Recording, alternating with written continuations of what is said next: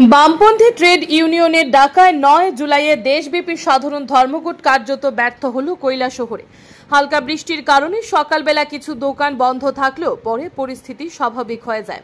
শহরের অধিকাংশ দোকানপাট খুলে যায়। সরকারি ও বেসরকারি অফিসেও কর্মীদের উপস্থিতি ছিল সন্তোষজনক। যানবাহন চলাচলও ছিল অব্যাহত। শাসক দল বিজেপির পক্ষ থেকে গোটা পরিস্থিতির উপর ছিল কড়া নজরদারি। ৫৩ নম্বর কৈলাসহর বিধানসভা কেন্দ্রের মণ্ডল সভাপতি প্রীতম ঘোষ ও রাজ্য কমিটির সদস্য নীতিশ দের নেতৃত্বে প্রায় ২০০ বিজেপি কর্মী সক্রিয় ভূমিকা পালন করেন।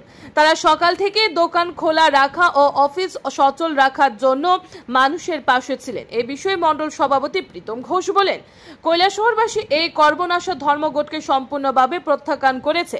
জনগণ এখন উন্নয়ন চায়। বামেদের পুরনো নীতিতে আর কেউ বিশ্বাস রাখে না। আমাদের দলীয় কর্মীরা সকাল থেকে শহরে ঘুরে বার্তা দিয়েছে, এই ধর্মঘটের কোনো স্থান কৈলাসহরে নেই। বিজেপির পক্ষ থেকে এদিন সকালে একটি বাইক র্যালি শহরের বিভিন্ন রাস্তায় পরিক্রমা করে র্যালির মাধ্যমে সাধারণ মানুষের কাছে পৌঁছে দেওয়া হয় বার্তা।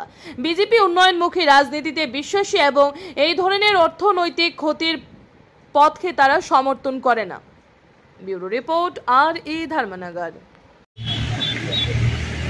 আজকে যে সিপিএমের যে বামপন্থী পুরো সংগঠনগুলো ডাকে, যে ট্রেড ইউনিয়নের ডাকে যে বন্ধ ডাকা হয়েছিল সারা দেশব্যাপী, তাদের যে কর্মনাশা বন্ধ, এই বন্ধ কৈলাসহরের মানুষ সমস্তভাবে সর্বাত্মকভাবে প্রত্যাখ্যান করেছে। আপনারা ইতিমধ্যে লক্ষ্য করেছেন সমস্ত দোকানপাট, বাজার ঘাট, গাড়ি ঘোড়া সমস্ত কিছু অফিস আদালত খোলা আছে এবং সারা দেশে যেভাবে সাধারণ মানুষ সিপিএমকে প্রত্যাখ্যান করছে, কৈলাসহরেও সর্বতভাবে সব অংশের মানুষ সিপিএমের এই কর্মনাশা বন্ধকে প্রকাশ্যে একদম প্রত্যাখ্যান করেছে।